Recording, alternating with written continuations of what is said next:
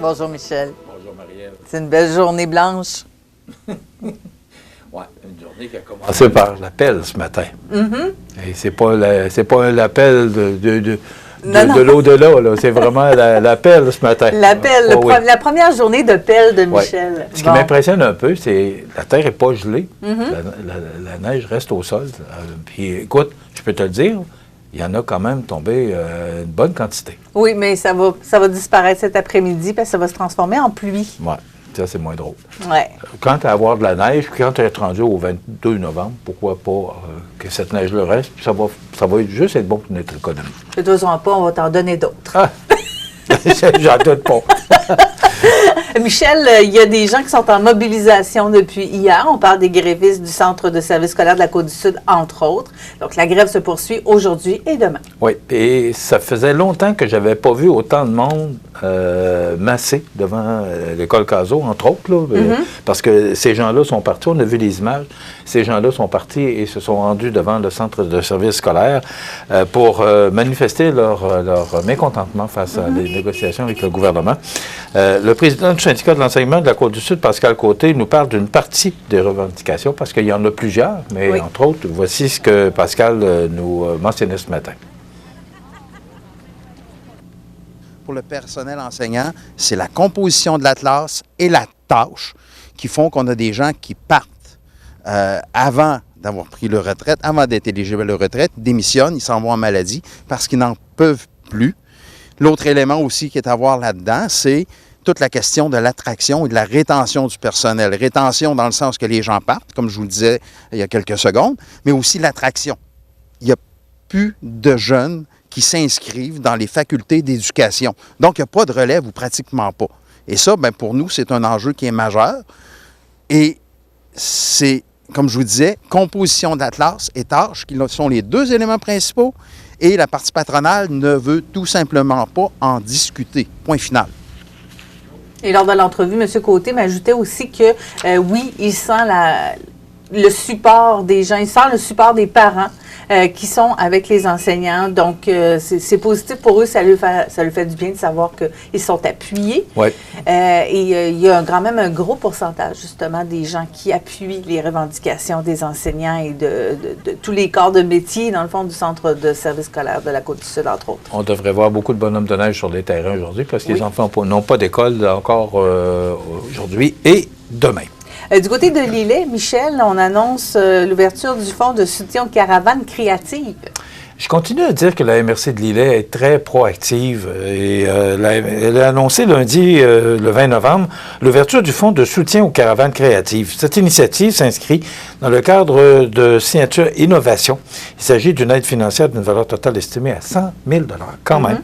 La MRC qui a lancé un appel à tous les organismes à but non lucratif légalement constitués, les coopératives non financières, les municipalités et les organismes municipaux relevant d'elles, les artistes professionnels incorporés ainsi que les entreprises privées de la région, afin de prendre connaissance de cette nouvelle opportunité de développement culturel en consultant la section Fonds, Programmes et aides financières de son site Internet. La MRC d'Lillet qui arrive toujours qui sort toujours un lapin de son chapeau pour aider les entreprises. Il y a toujours une idée de soutien. Alors, bravo pour cette belle initiative. Donc, une aide financière qui, probablement, pour certains organismes ou encore entreprises, qui tombe à point.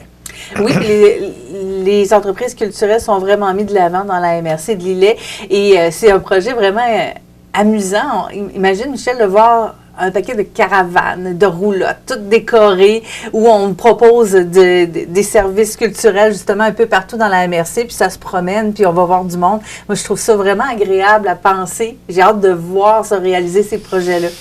Bien, on devrait. En tout cas, on va suivre ça parce que sûrement que Mme Bisson va nous tenir au courant des développements par rapport à ce beau projet. Mais bravo encore à cette belle initiative de la MRC de Lillet. Oui, Mme Bisson qui est aux communications pour la MRC de Lillet, pour ça dit en passant.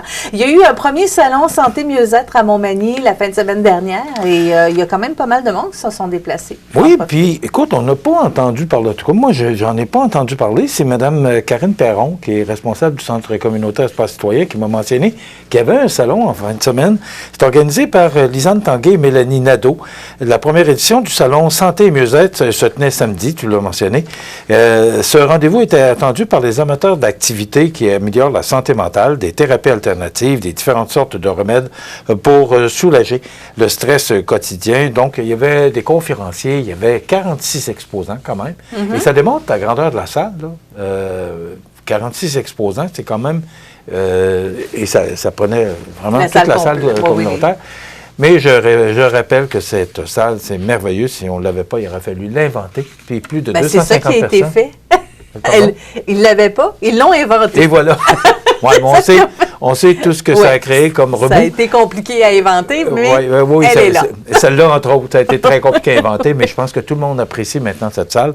C'est plus de 250 visiteurs qui ont passé devant tous les exposants qui se sont rendus à ce salon un petit peu, salon santé et mieux-être. Voilà. Rapidement, Michel, il y a eu mise à jour du budget. C'est sûr qu'on va en reparler demain puisqu'on va discuter avec le député Bernard Généreux.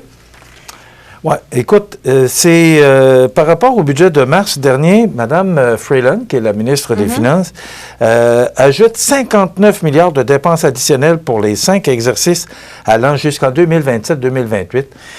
Dans sa mise à jour financière et budgétaire présentée hier, la ministre des Finances s'attend à ce que la dette fédérale atteigne 1 344 milliards.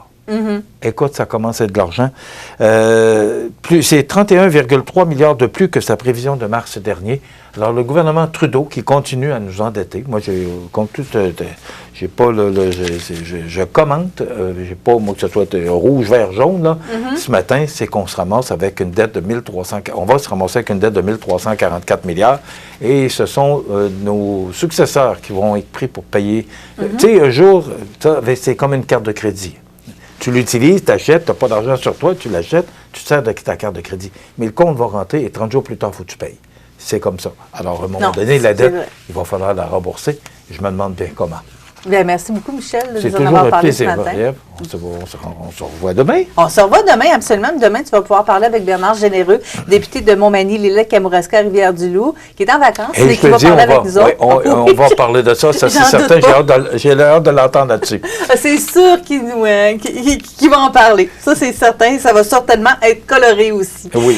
Demain aussi, à l'émission, on va cultiver notre santé mentale avec le trait d'union et Mélissa Boilard. Alors, d'ici là, on vous souhaite une belle journée. Profitez de la neige ce matin et on vous attend demain pour une autre émission. Au revoir.